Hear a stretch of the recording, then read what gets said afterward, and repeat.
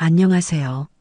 매일 오전 10시 새로운 사연을 읽어드리는 담비예요. 개인정보 보호를 위해 실제 사연 일부를 각색하여 소개하고 있죠. 구독, 좋아요는 저에게 큰 힘이 됩니다. 지금부터 이야기를 시작할게요. 저는 39세 이현우입니다. 중견기업에서 품질관리팀 과장으로 일하고 있고 결혼한 지 벌써 6년이 되었습니다.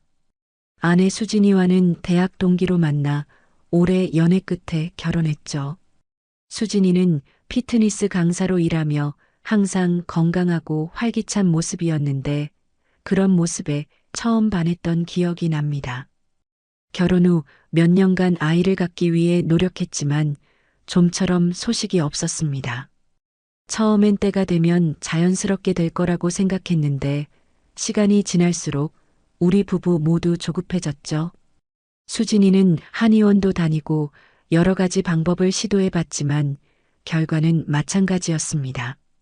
친정 어머니께서는 수진이에게 좋다는 음식들을 챙겨주셨고 시어머니께서는 따뜻한 곳으로 여행을 다녀오라고 하셨습니다. 하지만 아무리 노력해도 아이는 오지 않았습니다. 그러던 어느 날 병원에서 정밀 검사를 받게 되었습니다. 의사는 진지한 표정으로 저를 바라보며 말했습니다.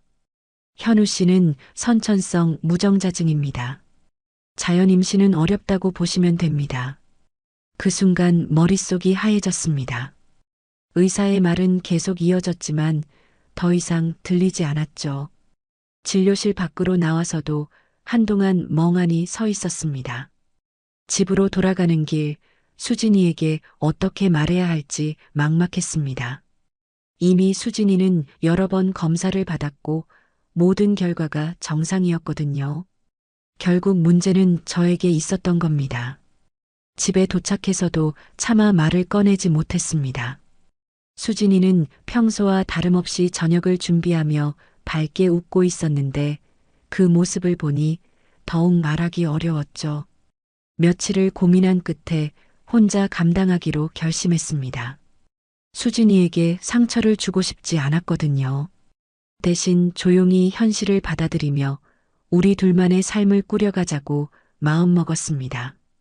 그렇게 몇 개월이 지났을 때였습니다. 그날은 평범한 금요일 저녁이었습니다.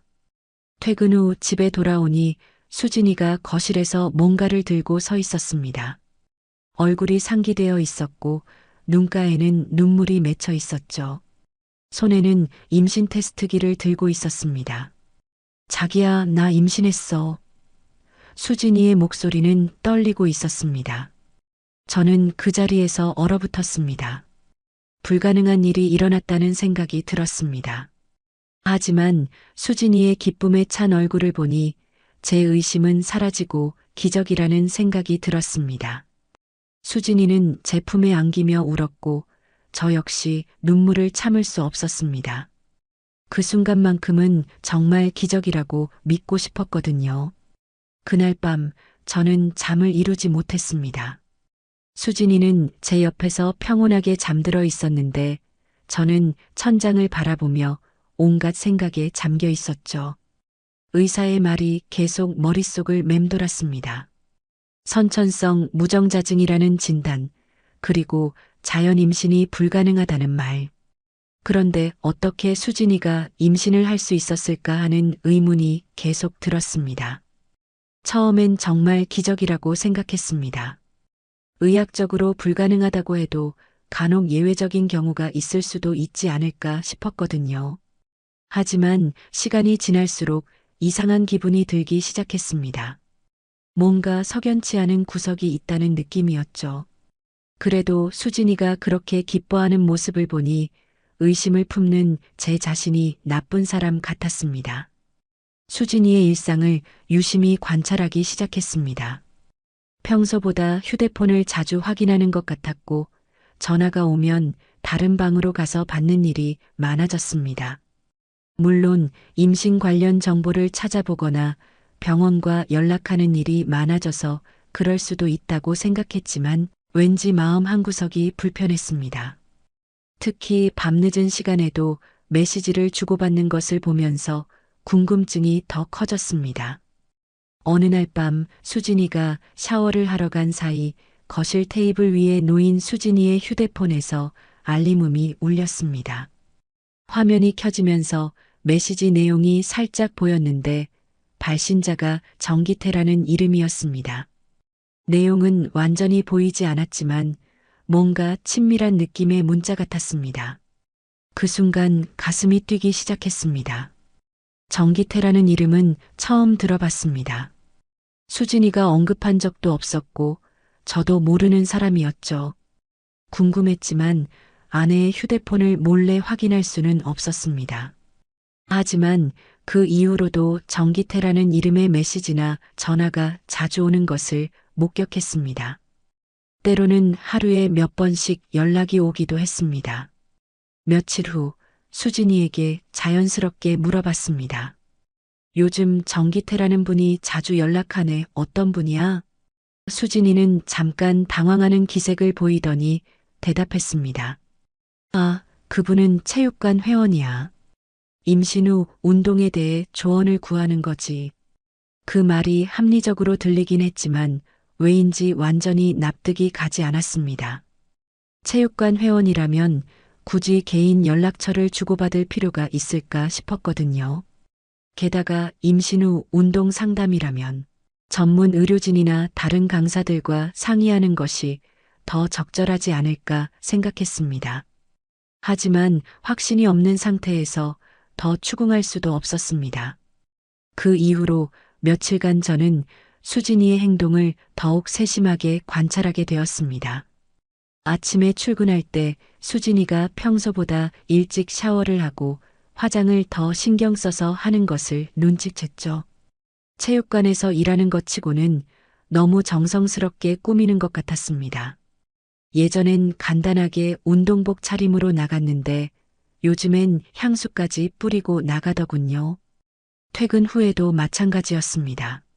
수진이는 예전보다 늦게 들어오는 날이 많아졌고 들어와서도 피곤하다며 일찍 잠자리에 드는 일이 잦았습니다. 임신 초기라 몸이 힘들 수도 있다고 생각했지만 뭔가 다른 이유가 있는 것 같은 느낌이 들었어요. 특히 휴대폰을 확인할 때마다 미소를 짓는 모습을 보면서 의구심이 더 커졌습니다. 어느 토요일 오후 수진이가 급한 일이 있다며 나가겠다고 했습니다. 체육관에서 갑자기 대타를 부탁했어. 금방 다녀올게라고 말하며 서둘러 나가더군요. 그런데 이상했던 것은 운동복이 아닌 예쁜 원피스를 입고 나간 것이었습니다. 체육관에서 일하는데 왜 원피스를 입고 갈까 하는 의문이 들었어요. 호기심을 참지 못하고 수진이가 다니는 체육관에 전화를 걸어봤습니다. 안녕하세요.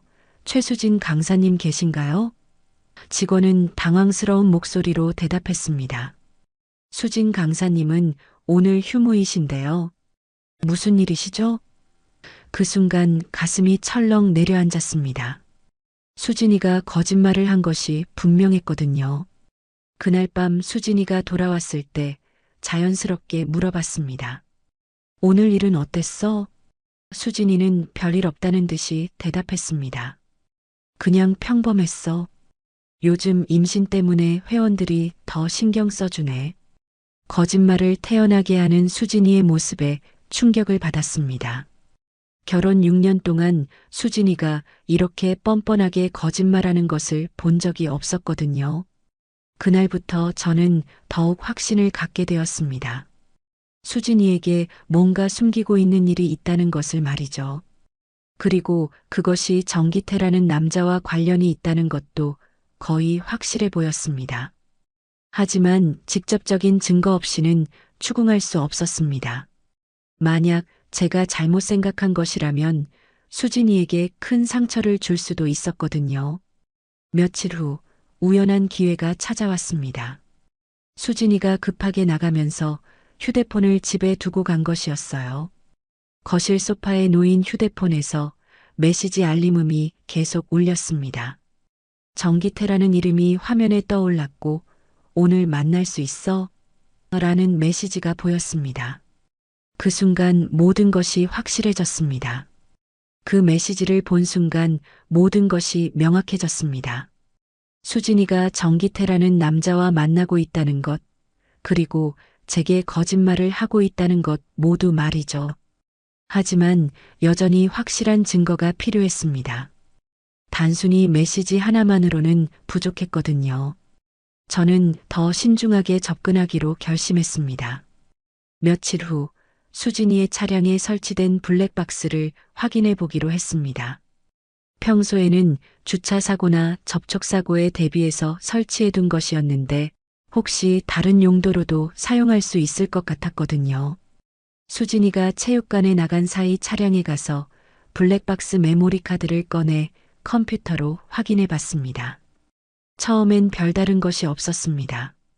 평범한 주차장 풍경이나 도로 상황만 녹화되어 있었죠. 하지만 일주일 전 영상을 확인하던 중 충격적인 장면을 목격하게 되었습니다. 어떤 남자가 수진이의 차 조수석에 타는 모습이 선명하게 녹화되어 있었던 것입니다. 그 남자는 수진이와 자연스럽게 손을 잡고 있었고 둘의 모습은 부부나 연인처럼 보였습니다. 더 충격적인 것은 그 다음이었습니다. 수진이와 그 남자가 차에서 내려 어떤 건물로 들어가는 모습까지 녹화되어 있었거든요. 건물 입구에는 산부인과라는 간판이 보였습니다. 임신 검진을 받으러 간 것인데 저 대신 다른 남자와 함께 간 것이었죠. 그 순간 온몸에 소름이 돋았습니다. 영상을 더 자세히 살펴보니 그 남자의 얼굴도 어느 정도 확인할 서 있었습니다. 30대 초반으로 보이는 건장한 체격의 남자였고 수진이보다 3살 정도 어려 보였습니다. 아마도 이 남자가 정기태일 것이라고 추측했습니다. 두 사람의 자연스러운 모습을 보니 이미 오래전부터 친밀한 관계였다는 것을 알 수 있었습니다. 그날 밤 수진이가 돌아왔을 때 평상시와 다름없이 행동했습니다. 오늘 어떻게 지냈어? 수진이는 밝게 웃으며 대답했습니다. 그냥 평범했어. 요즘 임신 때문에 몸이 무거워서 힘들긴 하지만 거짓말을 태어나게 하는 수진이를 보며 마음이 복잡해졌습니다. 저는 그날부터 본격적인 조사를 시작하기로 했습니다. 수진이가 정말로 바람을 피우고 있는 것인지, 그리고 뱃속의 아이가 정말 제 아이가 맞는지 확인해야 했거든요. 무엇보다 제가 무정자증 진단을 받았다는 사실을 고려하면 이 임신 자체가 의학적으로 불가능한 일이었습니다. 다음 주에 수진이가 정기 검진을 받으러 간다고 했을 때 저는 함께 가겠다고 제안했습니다. 임신 초기라 중요한 시기잖아. 함께 가서 의사 선생님 말씀도 들어보고 싶어. 수진이는 잠깐 당황하는 기색을 보이더니 괜찮다고 했습니다. 하지만 그 표정에서 뭔가 숨기고 있다는 것을 확신할 수 있었습니다. 그 주말 저는 혼자만의 시간을 갖고 진지하게 생각해 봤습니다. 지금까지 수집한 정황들을 정리해 보니 수진이가 정기태라는 남자와 부적절한 관계를 맺고 있다는 것이 거의 확실해 보였습니다. 블랙박스 영상에서 본 둘의 자연스러운 모습, 산부인과에 함께 간 것, 그리고 제게 거짓말을 한 것까지 모든 것이 한 방향을 가리키고 있었죠. 하지만 가장 중요한 것은 뱃속 아이의 정체였습니다. 저는 선천성 무정자증 진단을 받았고 의학적으로 자연 임신이 불가능하다는 판정을 받았거든요. 그렇다면 수진이가 임신했다는 것은 다른 남자의 아이를 가졌다는 뜻일 수밖에 없었습니다. 그 남자가 바로 정기태일 가능성이 높았죠. 월요일 아침 저는 회사에 반차를 내고 산부인과에 가서 상담을 받아봤습니다. 제가 무정자증 진단을 받았는데 아내가 임신을 했다고 합니다. 이런 경우 친자 확인을 어떻게 할 수 있나요? 의사는 진지한 표정으로 태아 유전자 검사에 대해 설명해 줬습니다. 임신 10주 이후부터 가능하며 정확도가 매우 높다고 했습니다. 수진이의 임신 주수를 계산해 보니 이미 12주가 넘은 상태였습니다. 검사를 받기에는 충분한 시기였죠. 하지만 수진이 모르게 검사를 받으려면 수진이의 혈액 샘플이 필요했습니다. 의사는 불법적인 방법은 권할 수 없다며 정당한 절차를 거치라고 조언했습니다. 그날 저녁 수진이가 잠든 후 저는 오랫동안 고민했습니다. 직접 추궁해서 진실을 들을 것인지 아니면 확실한 증거를 더 수집할 것인지 결정해야 했거든요. 만약 제가 잘못 생각한 것이라면 수진이에게 씻을 수 없는 상처를 줄 수도 있었습니다. 하지만 이대로 넘어가기에는 너무 많은 의혹이 있었습니다. 다음 날 수진이가 정기 검진을 받으러 간다고 했을 때 저는 결심했습니다. 몰래 뒤따라가서 정기태와 함께 있는 모습을 직접 확인해 보기로 한 것이죠. 수진이가 집을 나선 후 10분 정도 기다렸다가 제가 차를 타고 나갔습니다. 병원 주차장에 도착해서 기다리고 있으니 정말로 수진이와 정기태가 함께 나타났습니다.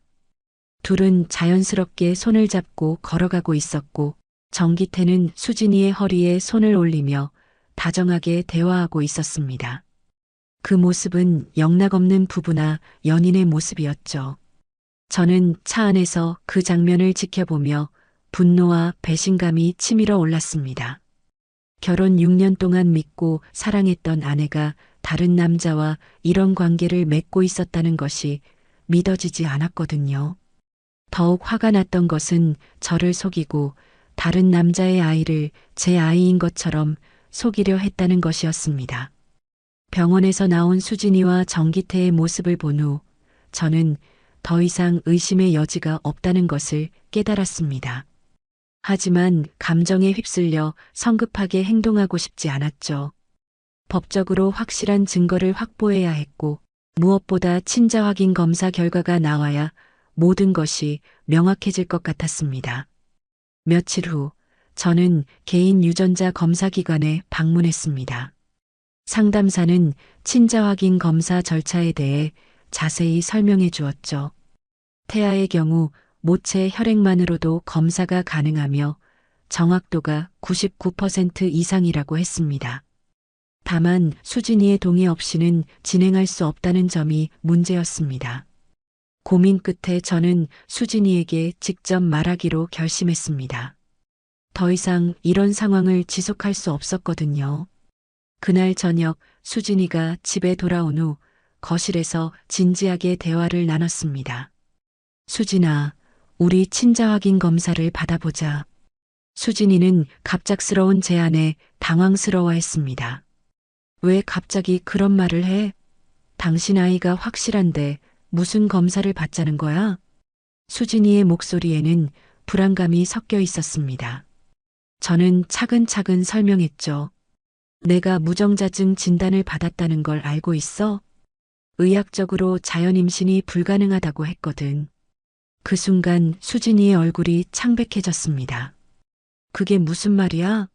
당신이 무정자증이라니. 수진이는 당황하며 말을 더듬었습니다. 저는 조용히 병원 진단서를 꺼내 보여주었죠. 이 진단서를 받은 게 몇 개월 전이야. 그런데 어떻게 임신이 가능했을까? 수진이는 진단서를 보더니 한동안 말을 잇지 못했습니다. 혹시 기적 같은 일이 일어난 걸 수도 있잖아. 의학도 완벽하지 않으니까. 수진이는 억지로 변명하려 했지만 목소리에 확신이 없었습니다. 저는 블랙박스 영상을 보여줄까 고민했지만 일단 친자 확인 검사 결과를 먼저 확인하는 것이 좋겠다고 판단했습니다. 그럼 더욱 검사를 받아야 하는 거 아니야? 정말 기적이라면 의학계에 큰 도움이 될 거고 아니라면 우리가 알아야 할 진실이잖아. 저의 논리적인 설득에 수진이는 더 이상 거부할 명분을 찾지 못했습니다. 결국 다음 주에 함께 검사를 받기로 약속했죠. 그날 밤 수진이는 유난히 잠을 설쳤습니다. 옆에서 뒤척이는 소리가 계속 들렸고 중간에 화장실을 다녀오는 발소리도 여러 번 들렸죠. 아마도 마음이 편하지 않았을 겁니다. 저 역시 잠을 이루기 어려웠지만 드디어 진실에 가까워지고 있다는 생각에 오히려 마음이 차분해졌습니다. 검사 결과가 나오기까지는 일주일 정도 걸린다고 했습니다. 그 일주일은 제 인생에서 가장 긴 시간처럼 느껴졌죠. 매일 아침 눈을 뜰 때마다 결과에 대한 생각이 먼저 들었고 회사에서 일을 할 때도 집중이 잘 되지 않았습니다. 수진이 역시 마찬가지였던 것 같습니다. 평소보다 말수가 줄었고 식사도 제대로 하지 않는 것 같았거든요. 드디어 검사 결과가 나왔다는 연락을 받았습니다. 저는 혼자 병원에 가서 결과를 확인하겠다고 했죠. 수진이는 함께 가겠다고 했지만 저는 혼자 가겠다고 고집했습니다. 어떤 결과가 나오든 먼저 혼자 확인하고 마음을 정리한 후에 수진이와 이야기하고 싶었거든요. 병원에 도착해서 의사를 만났을 때 의사의 표정은 무척 진중했습니다.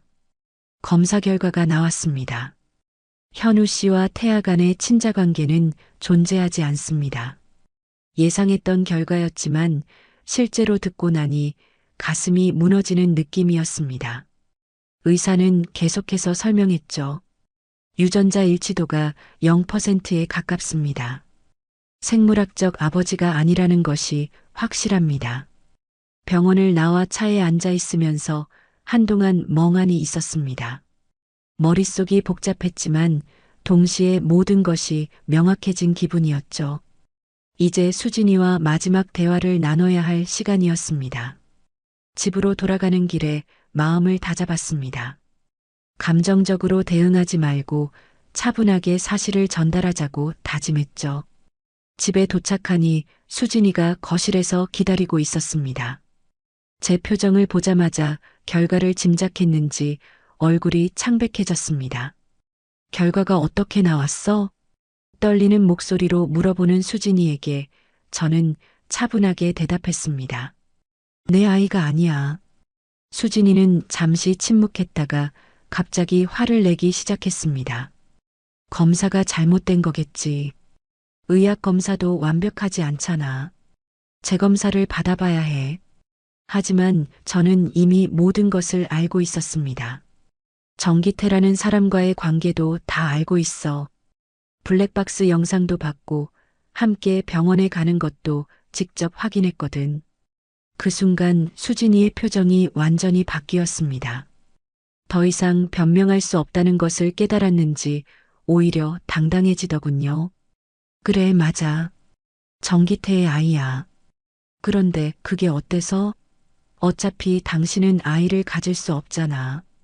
그 말을 듣는 순간 정말 화가 치밀어 올랐지만 참았습니다. 그럼 처음부터 솔직하게 말했어야 하는 거 아니야?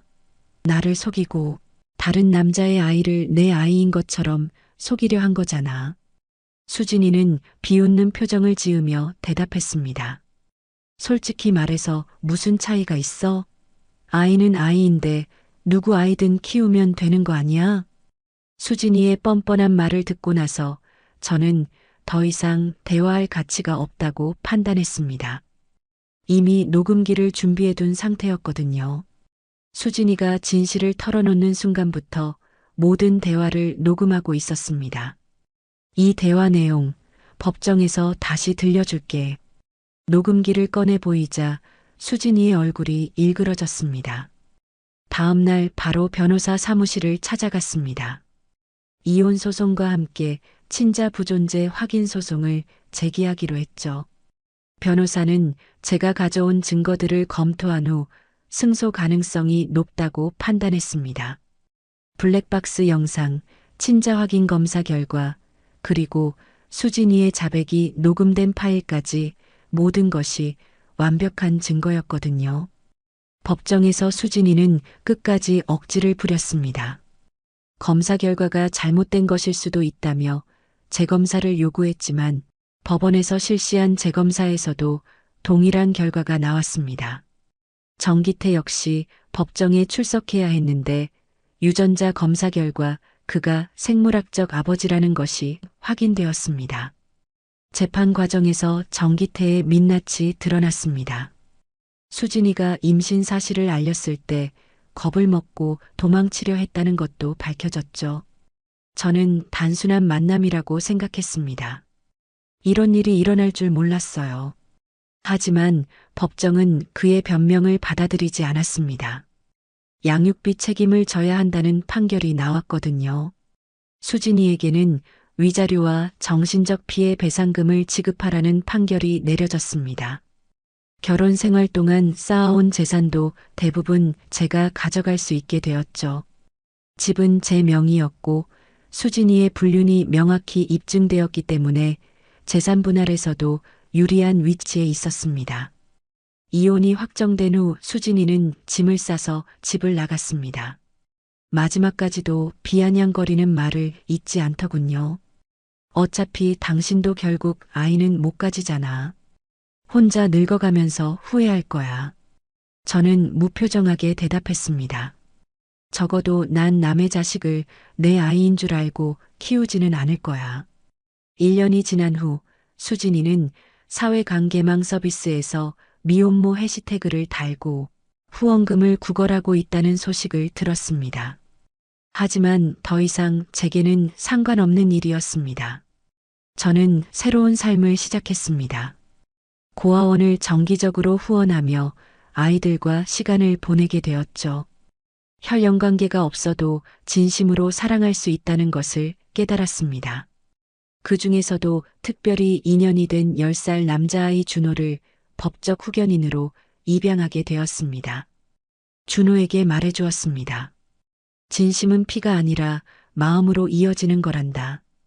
준호는 밝게 웃으며 제 손을 꼭 잡았어요. 그 순간 저는 진정한 아버지가 된 기분이었습니다. 다음 이야기로 또 찾아뵙겠습니다.